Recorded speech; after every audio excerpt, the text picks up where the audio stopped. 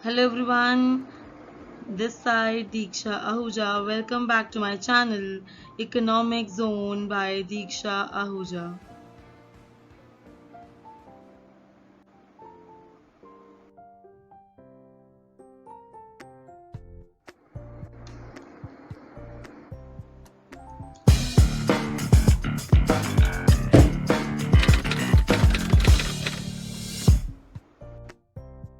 In this video, we will cover up chapter number 5, Human Capital Formation in India, part 2.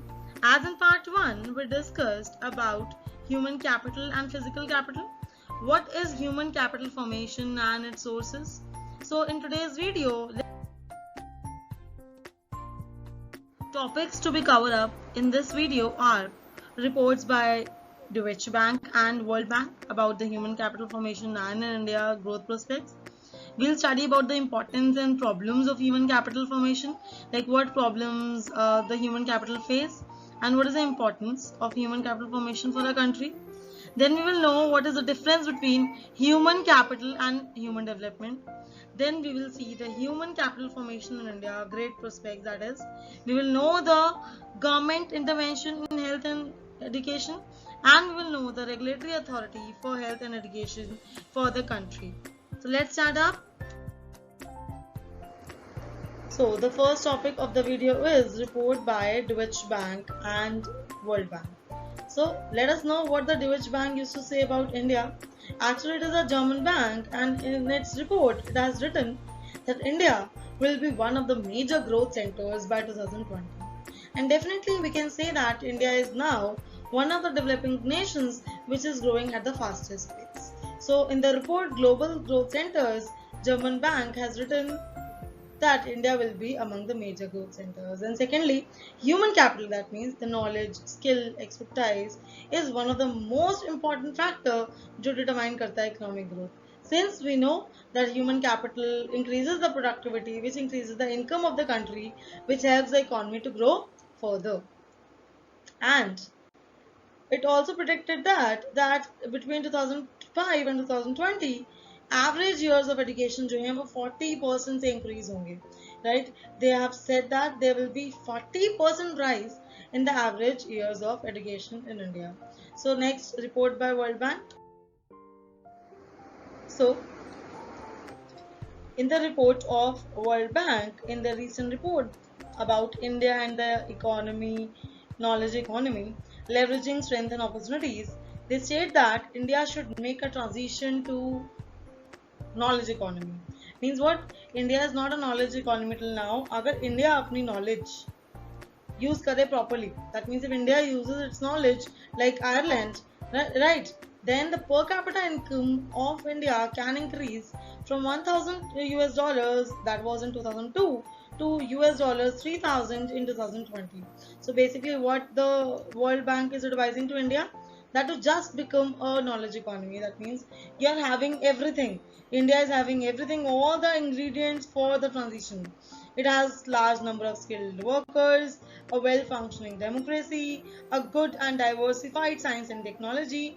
What it needs is only to improve its knowledge, human capital formation in India. So World Bank used to say that India must develop into a knowledge economy. Also, one more thing you should know, that India started thinking for capital, for human capital formation in 7th 5-year plan. This is important. So let's do the next topic. So, importance of human capital formation. There are so many importance of this human capital formation.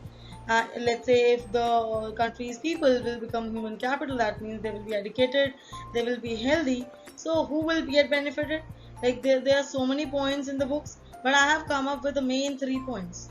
That says human capital uses a better use of physical capital. That means if I say a person is educated and intelligent, he will be able to manage the physical capital properly, right? His human skill and its efforts will help to be using the physical capital efficiently. Okay, so next I want to explain is inventions, innovations, and technological improvement. So you should know, when a person is educated, It provides knowledge to the economy, to the changing society. वो easily adopt कर लेता है ऐसी चीज़ों को, scientific advancements को, and it also facilitates innovation. If a person is educated only, he will think more and therefore provide inventions, new innovations for the country, which is helpful for the economic growth of the country. And one more thing, that the educated labor force is easily adaptable to new technologies. अगर new technology आती है तो educated workforce is more likely to adopt it very properly. And the third one is improves the quality of life. As I explained in the previous class, that previous video, that how a educated person is better off than an uneducated person.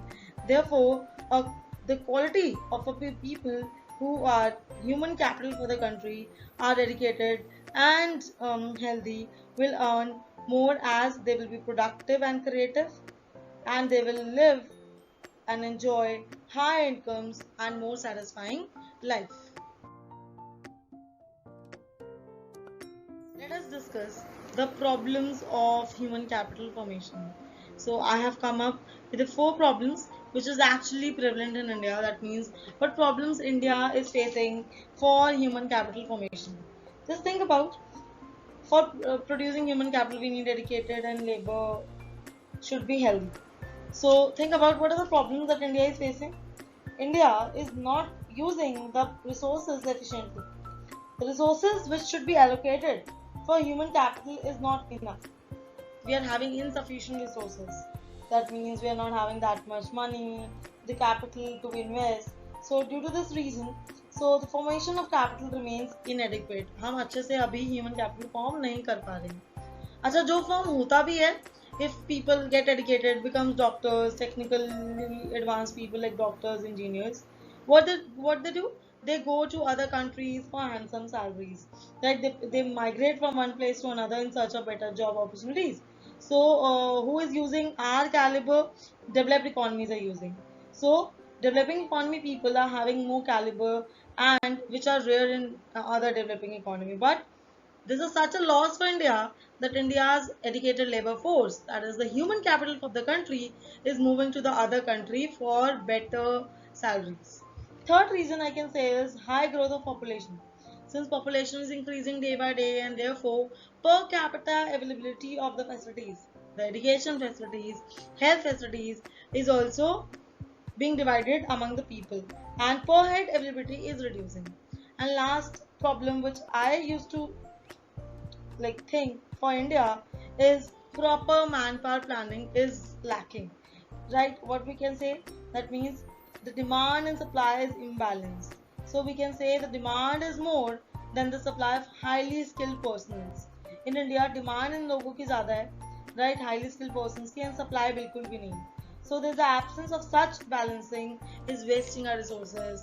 Demand is more and supply is less, and which is wasting our resources. Therefore, these are the problems which India is facing for human capital formation. So now let's do the difference between human capital and human development. This topic is very interesting and very important to know as well. So human capital, we have understood, is just a means to increase the labor productivity. अगर एक person educated है और healthy है तो वो economic growth को increase कर पाएगा. But एक person जो कि educated और healthy है और वो अपने लिए भी तो कुछ है, right? Well-being of the human being is also necessary. Just think about, there is a woman of 30 years who is educated and healthy, but she doesn't want to do the job for the economy, for the increase in the economic growth of the economy. Rather, she is happy to nurture her children, right?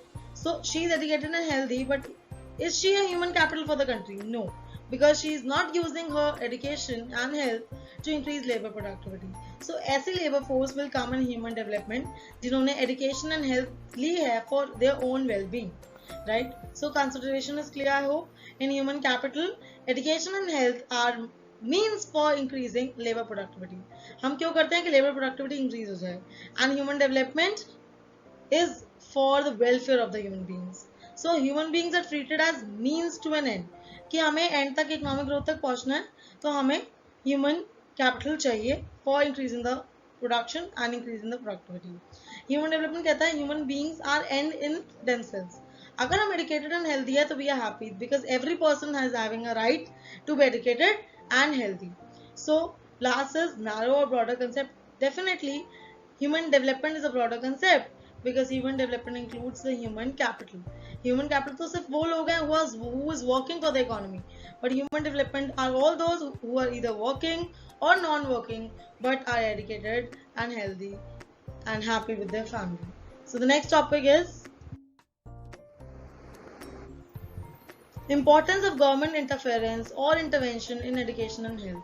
Why we need government intervention? We need to know this thing because जो चीज़ एक बार हो जाती है, the education and health is having long term impact. अगर कुछ mistake हो गई private sector से, that could not be reversed. Let's say a child is unhealthy और उसको treatment की जरूरत है, अगर private sector के पास वो नहीं जा सकता because of lack of money, who will help that child? The government will help. In that case, the government intervention is necessary. So common people do not know about the quality of services. There we need the government for the same. And the providers of education and health जो है वो private sectors हैं, वो exploiting the people and as they acquire monopoly power. So at the end again I say that there's a need for government interference in education and healthcare. Let's talk about the regulatory authority for education. So the very first authority is NCERT, that is National Council of Educational Research and Training, NCERT. The next is AICTE, that says that All India Council for Technical Education. And third is UGC, University Grant Commission for Education Level. So let's see for health. So the regulatory authority for health are basically the main is Indian Council of Medical Research. This is the main which is serving the health sector, and apart from this, like it is the organization under Ministries of Health at the union and state level, or you can say departments of health. So this is the main authority which regulates the health sector. This chapter also includes the education sector in India, but for 2020, that is 2020, the education sector in India is deleted topic. Thank you for watching. Bye bye for today.